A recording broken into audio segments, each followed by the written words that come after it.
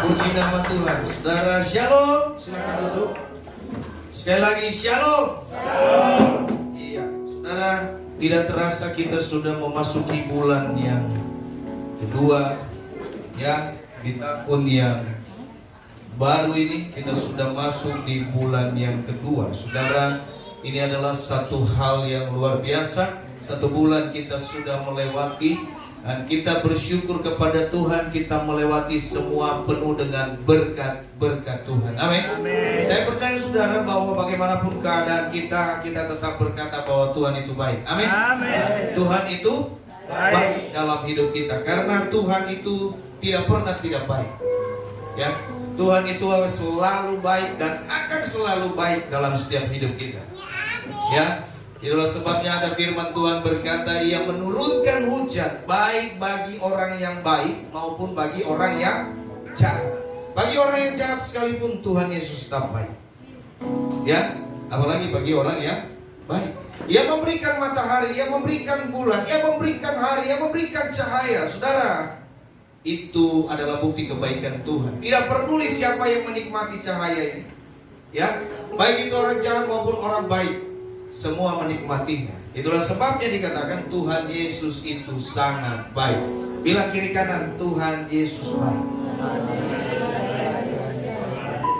Ya, Bapak Ibu Saudaraku yang terkasih dalam nama Tuhan, ini kebenaran firman Tuhan bagi setiap kita. Pada hari ini saudara, bahwasanya selama sebulan kemarin kita sudah berbicara tentang kerendahan hati. Bagaimana kita hidup dan menghidupi kerendahan hati. Kerendahan hati itu harus menjadi karakter bagi setiap anak-anak Tuhan.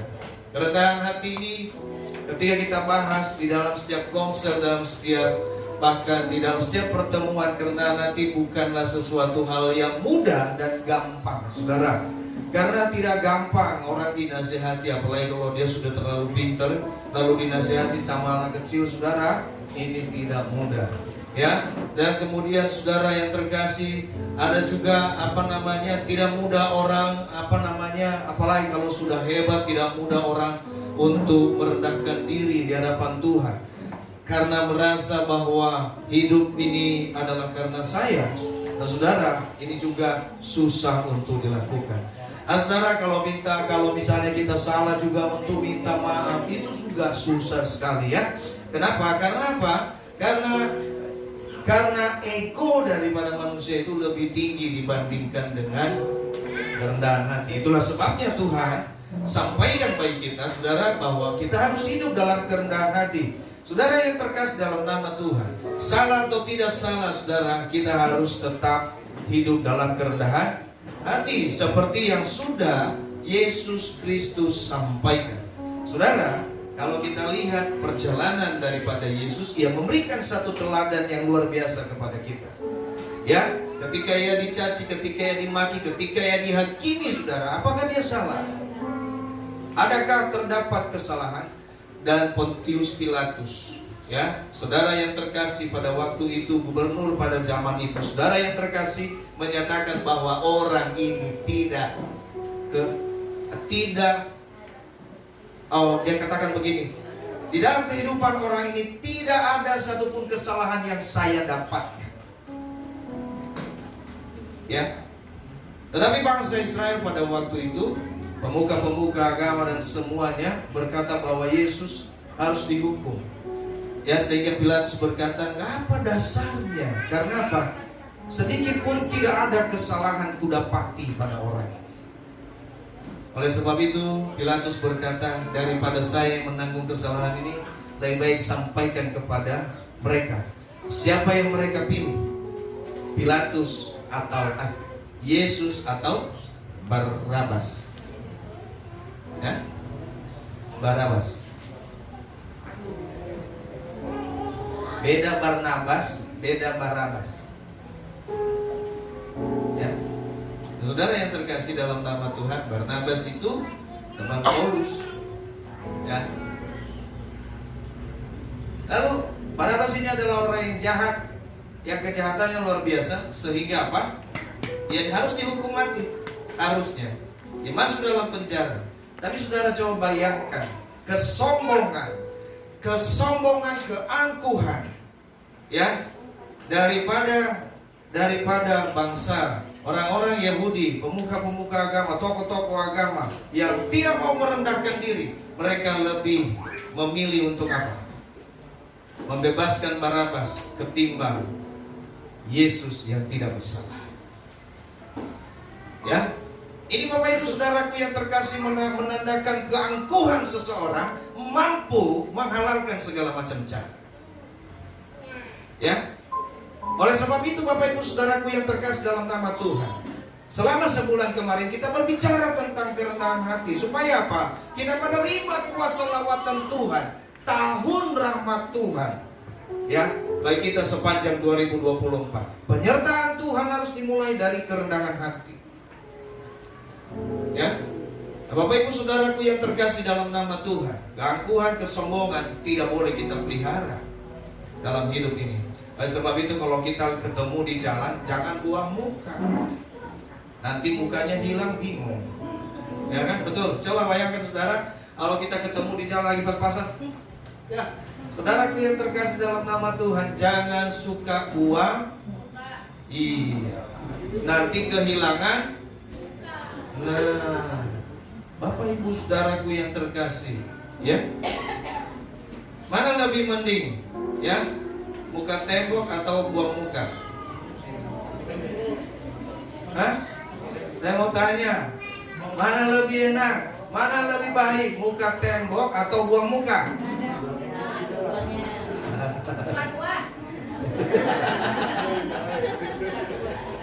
Saudara, kalau muka masih daripada buang muka, mendingan memang muka tembok, saudara. Gak apa-apalah, malu-malu sekalian. Karena apa malu? Ya memang sudah malu. Lalu kemudian ada orang bilang, ih dia gak tahu malu ya. Ya mau bagaimana? Daripada saya kehilangan muka, daripada saya buang muka, mendingan saya muka tembok. Tetapi tidak boleh kita pelihara juga ini muka tembok. Udah tahu salah tetap gak tahu malu, kan begitu. Beda ceritanya, saudaraku yang terkasih. Tapi begini, hal ini yang harus kita pelihara dalam hidup kita. Kenapa? Karena kerendahan hati ini itulah sebabnya kerendahan hati ini sangat penting. Coba bayangkan saudara, untuk mengajarkan kita kerendahan hati, hidup dalam kerendahan hati, Yesus Kristus sendiri, artinya Allah itu sendiri yang turun untuk kita menjadi teladan. Kenapa? Tidak ada satupun manusia yang bisa menjadi teladan di dalam kerendahan hati. Ya? Tidak ada satu orang pun manusia yang bisa menjadi teladan untuk kerendahan hati ini. Saudaraku yang terkasih dalam nama Tuhan, ya, 400 tahun Tuhan tidak berbicara, saudara yang terkasih. Oh, ya, semua pemuka ahli Taurat, pemuka agama, orang Farisi dan segala macam yang menjadi, mereka pun tidak, mereka yang sudah hafal kebenaran firman Tuhan, mereka pun tidak memberikan contoh bagaimana hidup dalam kerendahan. Ya, apalagi itu yang sudah hafal, apalagi yang tidak, itu yang sudah hatam dengan firman Tuhan, apalagi yang tidak hatam dengan firman Tuhan, apalagi yang tidak mendengar firman Tuhan sama sekali. Ya, apa dia lebih angkuh lagi? Kenapa? Saya nggak tahu apa-apa. Bapak Ibu Saudara, coba bayangkan, karena tidak ada satu contoh yang menjadi teladan dalam kerendahan hati. Yesus sendiri, Allah sendiri mengambil inisiatif untuk dia turun ke dalam dunia ini, memberikan kita contoh bagaimana hidup dalam kerendahan hati. Itulah sebabnya saudara, kerendahan hati ini sangat penting bagi setiap kita.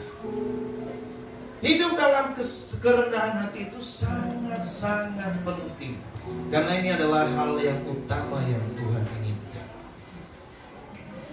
Dia memberikan contoh bagaimana dia dalam kerendahan hatinya, dia boleh datang kepada Tuhan.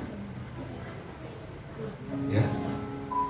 Oleh sebab itu Bapak Ibu Saudara yang terkasih dalam nama Tuhan, jadi tema kita setiap bulan itu bukan hanya sekedar tema yang lewat begitu saja lalu kita baca selesai. Untuk membuatnya, untuk melakukannya itu penuh dengan pergumulan. Kita butuh, ya, waktu bersama dengan Tuhan. Apa yang Tuhan mau sampaikan bagi kita? Ya, dan kadang saya butuh, saya bilang sama istri saya, apa nggak bisa. Apa yang mau ditulisnya?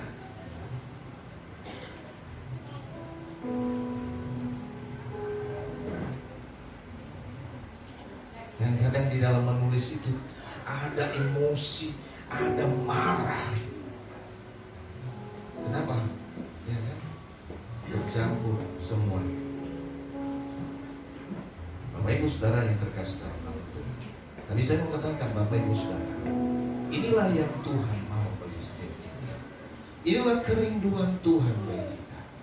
Untuk kita dapat melewati tahun 2024 ini, kita mau hidup kita baik. Kita mau, kalau ditanya bagi kita, siapa yang mau hidup baik? Semua pasti angkat tangan, betul? Siapa yang mau diberkati? Semua angkat tangan, betul? Ya, coba kita tes. Siapa yang mau diberkati Tuhan? Semua angkat tangan, ya kan? Siapa yang mau hidup baik? Semua pasti. Wah, ada beberapa yang nggak mau angkat tangan ya. Oh, berarti nggak mau baik. Ya, semua pasti hidupnya baik. Tapi sama saya mau katakan sekarang, siapa yang mau baca firman Tuhan setiap hari? 1, 2, 3. Tadi rame kan? Permasalahannya di situ, saudara. Ya, kerendahan hati ini menjadi acuan bagi Tuhan untuk memulihkan setiap kehidupan manusia. Firman Tuhan berkata begini, saudara. Begini, ketika umatku datang dan merendahkan diri di hadapanku, aku akan memulihkan bangsa ini. Bapak Ibu Saudaraku yang terkasih, kerendahan hati itu menjadi satu acuan bagaimana hidup kita dipulihkan oleh Tuhan. Ya. Kami punya pergumulan. Kami bukan tidak hidup dalam tidak ada pergumulan. Kami hidup juga di dalam pergumulan, saudara. Tapi di tengah-tengah kami harus hidup dalam pergumulan kami secara pribadi. Saudaraku yang terkasih, kita juga hidup dalam memikirkan untuk pergumulan kita secara umum. Bagaimana sidang jemaat Tuhan? Bagaimana hidup mereka hari ini? Ya, kita berdoa. Bapak Ibu Saudaraku yang terkasih, ya, kita harus mau datang. Kita harus datang dengan kerendahan hati di hadapan Tuhan. Itu kunci. Maka di bulan Januari kemarin itu sampai 31 hari, saudara yang terkasih, ya. Dan firman Tuhan renungan kita sampai di angka 21. Itu luar biasa sekali. Karena Sabtu sama Minggu saya tidak kasih renungan, ya. Yang Senin sampai Jumat aja kadang kadang dibaca, apalagi Senin sampai Minggu, betul ya? Senyap, ya. Jadi ketika ditanya udah baca belum renungan tadi pagi? Kok gak ada yang masuk? Oh, oke. Ya. Saudaraku yang terkasih dalam nama Tuhan, ini yang harus kita perlu perhatikan. Nah, oleh sebab itu Bapak Ibu Saudara, ini satu kebenaran firman Tuhan yang ia katakan bahwa umatku merendahkan diri, aku akan memulihkan bangsa yang atasnya, ya. Oleh sebab itu saudara yang terkasih, ketika kita datang, ini menjadi satu acuan dalam hidup kita, kerendahan hati. Nah, hari ini di bulan ini saudara, di bulan Februari ini, di bulan yang kedua ini, kita diberi satu tema yang luar biasa. Kita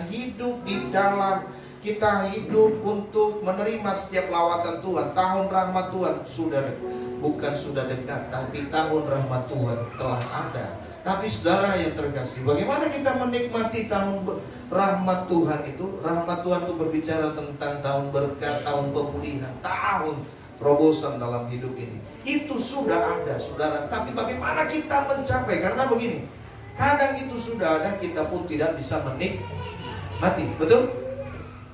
Ada orang yang pernah dapat uang tapi nggak bisa menikmati. Ada? Ada orang yang disediakan hidangan tapi tidak bisa nikmati? Ada, saudara. Bukan dia nggak bisa makan yang enak, bukan dia tidak bisa makan yang wah, bukan dia nggak bisa makan kerbau, makan di luar, makan RW, makan sapi, makan segala macam karnivora. Loh, iya dong. Manusia ini karnivora, pemakan segalanya, betul? Iya bukan? Hah? Omnivora itu rumput.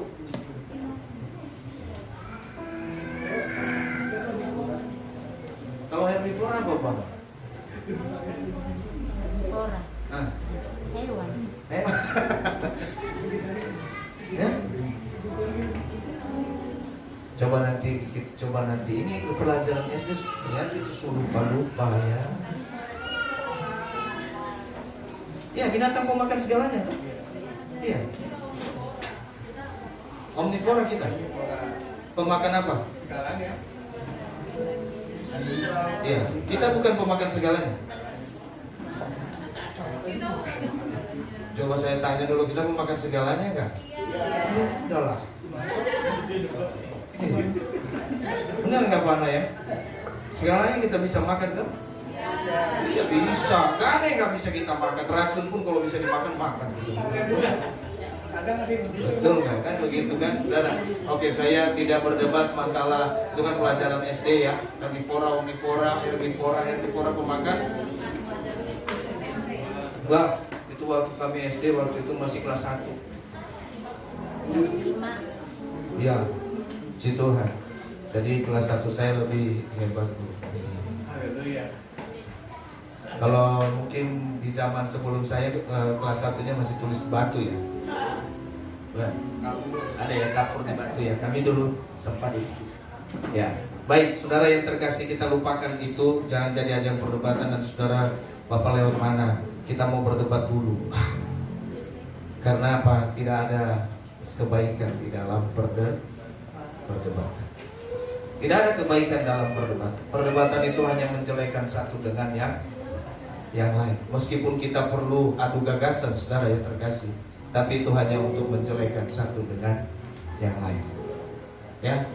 Jadi Bapak Ibu Saudara, bagi mereka yang suka berdebat, hindarilah. Oleh sebab itu jangan nonton. Oh tidak. Ya. Nanti ada debat. Ibu, ini beda ya, beda debat calon presiden mah beda ya. Nanti beda kan gitu ya. Tapi saya mau katakan firman Tuhan bilang, hindarilah perdebatan. Kenapa? Tidak ada orang yang bertobat cuma gara-gara berdebat. Yang ada panas hati, bunuh-bunuhan ada, ya betul? Ya. Oleh sebab itu saudaraku yang terkasih dalam nama Tuhan, ya kita lupakan itu, ya semua sukacita, amin. Tidak ada yang merasa dirugikan. Amin. Ya, tidak ada yang merasa, oh saya kalah yang berdebat, terakhir kalau selesai ibadah saya mau bilang saya mau jelasin lagi. Gak ada. Selesai ibadah ini gak usah kita singgung lagi karnivora ya. Amin. Gitu. Yang setuju angkat tangan dulu. Ya, oke. Jadi kalau ada yang masih mau debatin nanti biar tanggung sendiri dosanya sama Tuhan. Ya. Baik, Bapak Ibu Saudaraku yang terkasih, ya, kita mau baca kebenaran firman Tuhan dulu.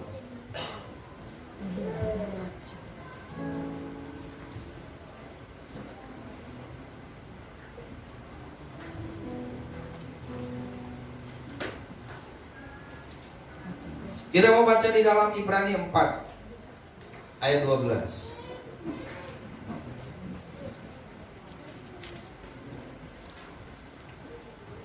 Pasti saudara sudah dapat.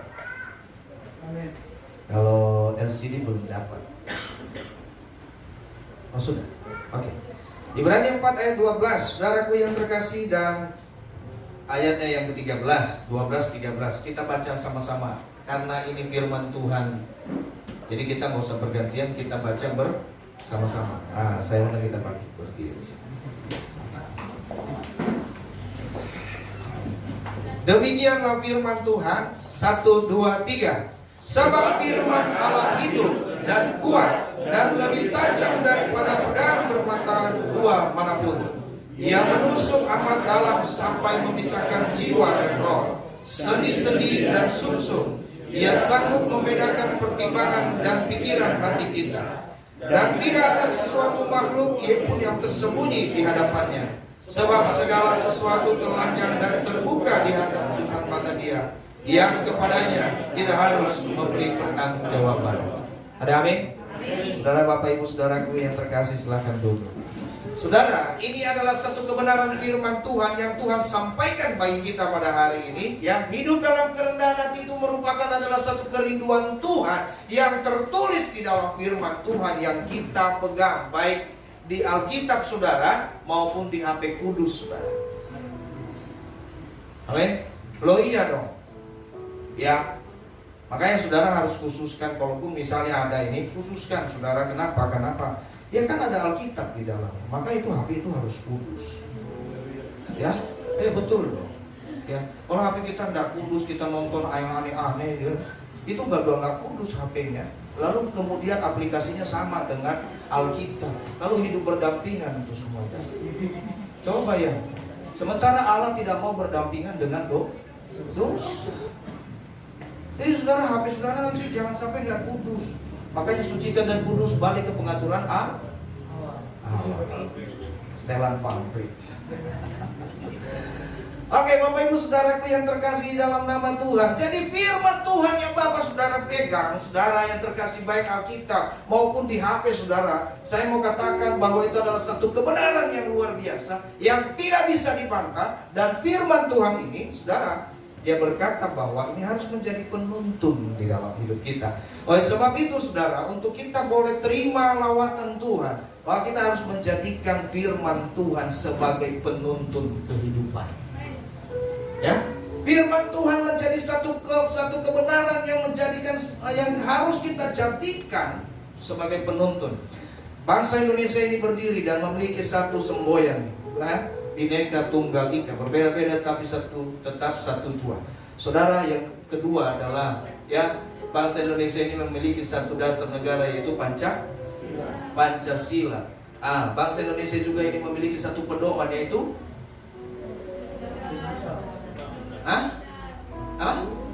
UUD. Oke. Jadi saudaraku yang terkasih, demikian. Ini akan menjadi dasar, ini akan menjadi penuntun bangsa ini ke depan. Apabila ada yang menyeleweng di dalamnya akan dihukum. Demikian kita sebagai orang percaya, Bapak Ibu Saudara yang terkasih, yang harus menjadi penuntun dalam hidup kita bukan buku komik, bukan Mobile Legend,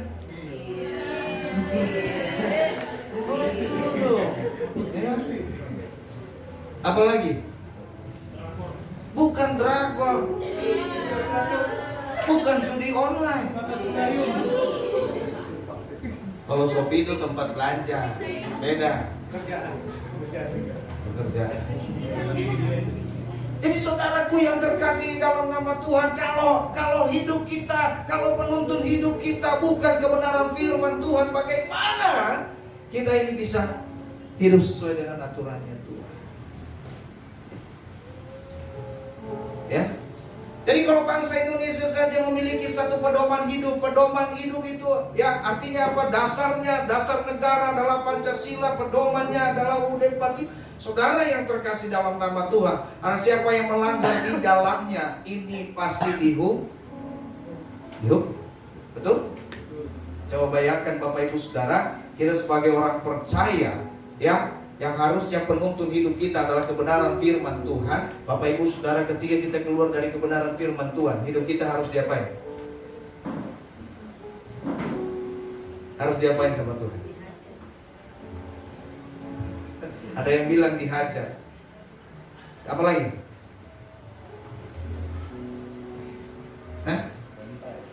Dibantai. Oh, bahaya kan dibantai, jangan. Wah, kejam sekali bantai. Ya. Coba itu, saudara. Kalau kita hukum negara saja kita tidak taat, Bapak Ibu Saudara yang terkasih dalam nama Tuhan, nggak usah hukum negara lah, hukum adat saja. Kalau hukum adat atau hukum aturan, Bapak Ibu Saudara yang terkasih, aturan di kampung, hukum di kampung kita misalnya, di desa kita, ya, kalau kita melanggar, bagaimana saudara? Ya, mungkin kita diusir, ya, bikin dangdutan 24 jam, padahal nggak ada acara, ya kan? Bunyi tip, ya sampai 24 jam. Pak, lagi acara apa? Nggak ada, nyanyi-nyanyi aja, tapi sekampung ya kan berisik. Diusir nggak? Diusir. Pertama sih dilemparin dulu kan gitu. Kedua baru diusir. Ya. Dan saudaraku yang terkasih dalam nama Tuhan, demikian dengan kita sebagai orang percaya juga ini akan menjadi penuntun hidup kita, yaitu kebenaran firman Tuhan. Karena tidak ada lagi di atas daripada firman Tuhan itu yang paling tinggi untuk menjadi standar dalam kehidupan kita. Maka firman ini menjadi satu penuntun yang paling tinggi dalam hidup kita, yang paling luar biasa, saudara. Setiap kata-kata motivasi, motivator dari manapun, saudara, is okay lah. Tapi saya mau katakan, semua pun diambil di dalam Alkitab. Ya. Oleh sebab itu Bapak Ibu Saudara yang terkasih, di bulan yang kedua ini kita berbicara tentang apa? Kita berbicara tentang menjadikan firman Tuhan sebagai penuntun hidup kita. Kenapa? Bapak Ibu Saudara yang terkasih dalam nama Tuhan, firman Tuhan berkata demikian tadi. Sebab firman Allah hidup dan kuat dan lebih tajam daripada pedang bermata dua, manapun ia menusuk amat dalam sampai memisahkan jiwa dan roh, sendi-sendi dan sumsum. Ia sanggup membedakan pertimbangan dan pikiran hati kita. Saudara yang terkasih, ini adalah alasan utama bagi kita bahwa apa? Kenapa kita harus menjadikan firman Tuhan ini menjadi penuntun dalam hidup kita? Karena firman itu hidup. Saudara, Alkitab yang saudara baca, Alkitab yang saudara pegang, Alkitab yang ada di hati saudara bukanlah sekedar tulisan biasa yang hanya berlalu begitu saja. Setiap tulisan kebenaran firman Tuhan yang saudara baca, ingat ini. Saudara baca di dalam HP saudara, saudaraku yang terkasih, setiap kebenaran firman Tuhan yang kita baca. Artinya apa? Kita sudah baca, kita sudah menaruhnya, kita sudah mendengarnya. Setiap firman Tuhan yang saudara dengar, artinya apa? Kita sudah dengar, kita sudah baca, kita sudah lihat. Saudara, semua itu akan dipertanggungjawabkan. Oh, kalau mulai begitu besok saya nggak mau lihat Alkitab lagi, Pak. Oh, jangan. Kalau kamu nggak lihat Alkitab, apa yang membuat kamu hidup? Justru firman Tuhan ini memberi kita kehidupan. Karena firman ini hidup. Ya, firman Tuhan itu hidup, saudara. Ya, firman Tuhan tidak mati. Saya mau katakan, kenapa firman Tuhan kita katakan hidup? Firman Tuhan begini. Pada mulanya adalah firman. Firman itu telah menjadi manusia. Dan manusia itu adalah Yesus. Yesus ini adalah firman yang menjadi manusia. Ia mati. Lalu kemudian pada hari yang ketiga ia bangkit. Saya mau tanya, Yesus mati lagi tidak? Tidak, tapi ia naik ke surga. Oleh sebab itu firman itu hidup. Nah, kalau kita baca firman Tuhan ini, saudara, artinya kita sedang berbicara kepada Yesus. Yesus sedang ada bagi kita. Jadi Bapak Ibu Saudara, kita juga harus mengambil waktu. Kita tidak bisa asal untuk membaca kebenaran firman Tuhan. Karena kita sedang berbicara kepada firman yang hidup. Jadi kalau kita harus menjadikan firman ini menjadi pedoman dalam hidup kita, ini punya alasan yang kuat. Kenapa? Karena firman itu hidup. Alkitab berkata, ia hidup, ia sanggup memberi saudara hidup, ia sanggup memulihkan, bahkan yang lemah ia sanggup menguatkan. Kenapa saudara? Buktinya di mana? Ada orang berkata begini, mana buktinya firman itu hidup? Saudara, ketika kau percaya bahwa firman sanggup menyembuhkan, saudara yang terkasih dalam nama Tuhan, melalui firman Tuhan, Tuhan berbicara. Betul? Ia sanggup menyembuhkan. Kemarin saya bilang di doa, saudara, kenapa ia memberi kehidupan? Coba bayangkan firman Tuhan. Bapak Ibu Saudara, lihat sekeliling saudara, ya. Lihat ke atas, langit, lihat sekeliling saudara, lihat laut yang luas. Bapak Ibu Saudara, lihat cakrawala, lihat pohon-pohon, lihat seluruh binatang-binatang yang ada, yang aneh-aneh sekalipun ada. Bapak Ibu Saudara, coba bayangkan, itu semua terjadi karena apa?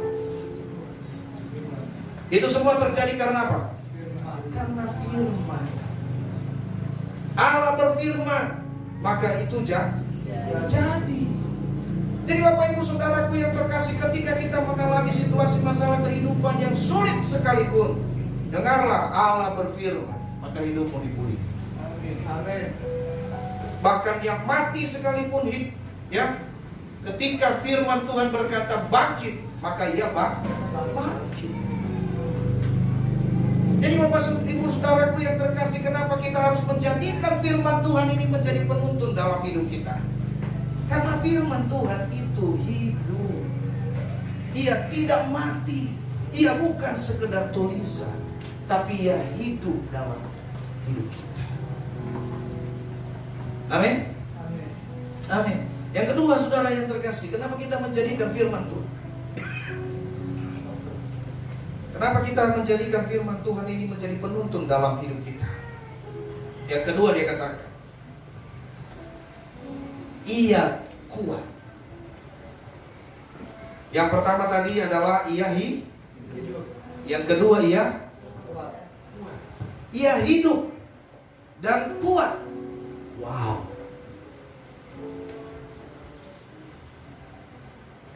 Firman Tuhan menjadi kekuatan bagi orang yang lemah. Amin. Ya. Di saat aku lemah, Daud berkata, aku ini datang kepada Tuhan. Firman Tuhan menjadi penuntun. Maka ada saudaraku yang terkasih, kalau saudara boleh lihat, ada tanda kaki, ya, ada 5 jari, lalu kemudian ada bagaimana ketika kita dalam kesusahan telepon Tuhan. Betul ya? Ada kan? Ada pernah dapat itu? Pernah dapat kata-kata firman itu? Kalau kita lagi sedih, ini ayatnya. Kalau kita lagi ini ayatnya. Pernah ya? Dulu kayaknya kita pernah ya. Ya, saudara, kenapa? Karena firman itu kuat. Ya, dia kuat. Dia tidak lemah. Firman itu kuat, saudara. Ya, itu yang saya katakan tadi. Ia sanggup menguatkan yang lemah. Kuat. Bahkan kekuatannya itu tanpa batas. Ya, firman Tuhan itu mampu mengalahkan badai dan gelombang yang terjadi. Ketika murid-murid Yesus sedang sibuk, angin sakal yang datang, hampir tenggelam. Bapak Ibu Saudara, Tuhan berfirman, tenang.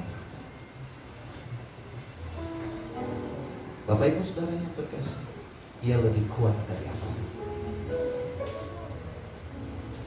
Itulah sebabnya Daud berkata, saudara, hanya kepada Allah saja aku tenang. Dia datang kepada sang firman. Saudara yang terkasih, dia akan mengalami ketenangan dan kedamaian. Oleh sebab itu Bapak Ibu Saudara, tidak ada alasan bagi kita untuk kita tidak menjadikan firman Tuhan sebagai penuntun hidup kita. Karena firman Tuhan ini akan menuntun kita kepada apa yang Tuhan kehendaki. Ya, jadi Bapak Ibu Saudaraku yang terkasih dalam nama Tuhan, hal yang ketiga, ia lebih tajam dari manapun. Bapak Ibu Saudara, firman Tuhan ini berkata ia lebih tajam dari pedang bermata dua manapun. Ya, ketajamannya luar biasa. Ia mampu memisahkan roh dan jiwa. Ia mampu memisahkan pertimbangan apakah pikiranmu iya dan tidak. Ia mengenal pikiran. Itulah firman. Makanya waktu itu orang Farisi datang bersama dengan Tuhan. Ketika mereka berkata kepada Tuhan, yang mereka mencobai Yesus. Ya. Ketika mereka datang bertanya kepada Tuhan, mereka bertanya begini, Tuhan Yesus,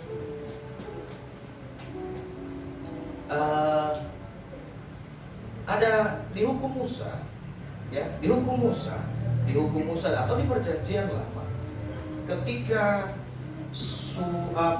istri daripada abangnya, lalu kemudian abangnya ini meninggal, maka adiknya yang harus menjadi suami. Karena tidak punya keturunan, lalu kemudian abangnya ini meninggal, lalu kemudian adiknya menggantikan. Dan seperti itu. Itu hukum Musa dulu dalam perjanjian lama. Lalu kemudian gak punya keturunan juga. Ya, sampai 7 saudara laki-laki itu menikah dengan wanita ini. Ya, tapi mereka tidak punya. Pertanyaan orang ini gampang. Tuhan, Kalau di surga nanti, ya, siapakah yang menjadi suaminya? Kalau gitu. Saudaraku yang terkasih dalam nama Tuhan. Lalu Yesus bertanya, Yesus bukan tidak tahu apa yang mereka berdebat. Karena apa? Mereka selalu mencari kesalahan. Ya, maka Yesus berkata begini, ya, surga bukan tempat kawin dan mengawinkan. Ya, Bapak Ibu Saudara, jadi kalau ada yang menjanjikan surga bagi saudara dan kawin di sana, tolak dalam nama Yesus. Ya, kenapa? Karena surga bukan kawin mengawinkan. Tidak ada lagi di sana. Oh, kamu istri saya dulu ya? Enggak, istri adekku. Beda, enggak ada lagi. Coba bayangkan kalau di surga seperti itu. Ya. Jadi ini adalah satu kata-kata di mana Tuhan tahu apa yang mereka menjebak. Tapi firman Tuhan berkata apa? Ya. Dia tahu, dia meneliti, dia sampai ke dalaman hati. Bapak Ibu Saudara, dia mengerti. Maka saudaraku yang terkasih dalam nama Tuhan, ketika engkau sedih, bahkan ketika engkau mengalami satu masalah yang mungkin engkau tidak sanggup lagi untuk sampaikan kepada Tuhan, dia tahu hati. Engkau punya masalah, dia tahu engkau punya masalah. Meskipun di depan engkau seolah-olah tidak punya masalah, tapi dia tahu engkau punya masalah. Itulah sebabnya dia berkata, tidak ada yang tersembunyi di hadapan Tuhan. Dia tahu hatimu tulus atau tidak. Dia tahu ketika engkau datang beribadah kepada Tuhan, engkau itu benar-benar datang dalam kerinduan atau tidak. Ada orang berkata, saya mau datang ke gereja takut ditegur lagi, ketemu sama panasu nanti. Kalau udah kelihatan sekali kan, puji Tuhan lah ya kan begitu. Besok depan nggak ditegur dulu, aman seminggu, ya kan? Jadi saudara, bukan karena kita takut sama pendeta, bukan karena kita takut sama orang lain tidak enak, merasa tidak enak. Tapi saudaraku yang terkasih dalam nama Tuhan, yang mau datang beribadah kepada Tuhan karena memang kita rindu, saudara. Kita rindu mau mengucap syukur. Masakan 6 hari Tuhan sudah tolong kita nggak mau bersyukur sama Tuhan, hanya bakal 2 jam.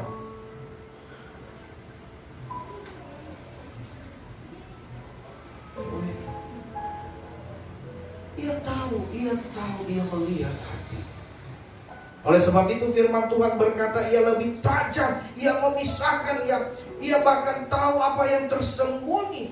Karena tidak ada yang tersembunyi di hadapan Tuhan. Maka saudara, hati-hati ketika hatimu menangis. Ketika hatimu menangis karena mungkin itu anakmu. Hatimu menangis karena mungkin dia nakal. Saudara, hati-hati. Karena Tuhan tahu hatimu. Mulut kita mungkin tidak mengutuk, tapi hati kita mengutuk. Hati-hati.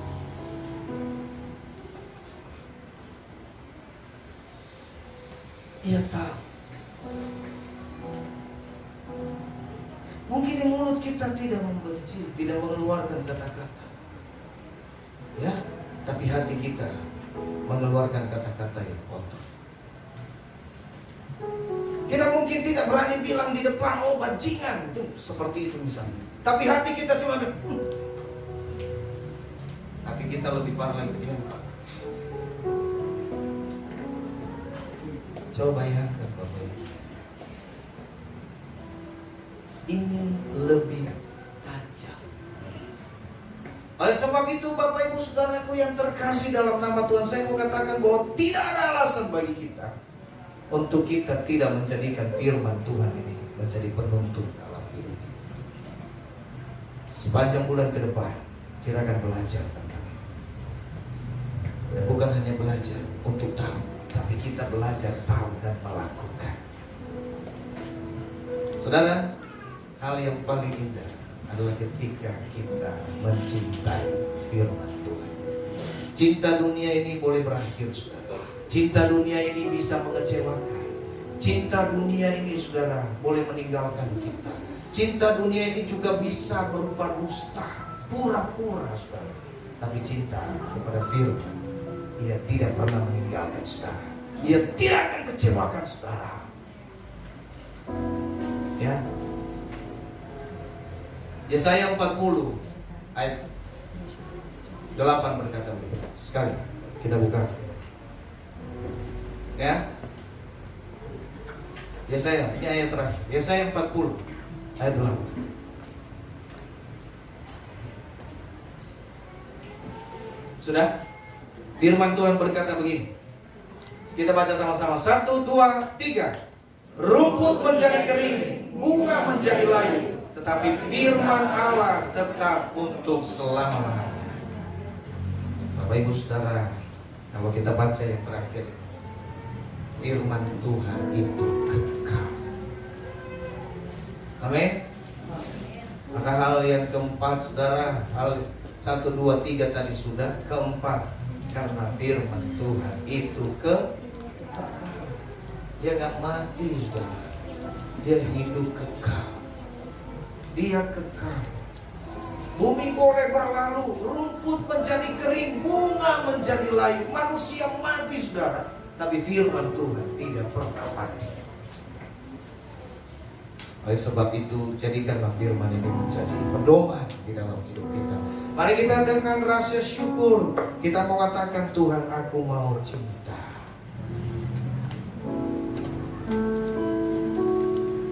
Ku mau cinta Yesus selalu.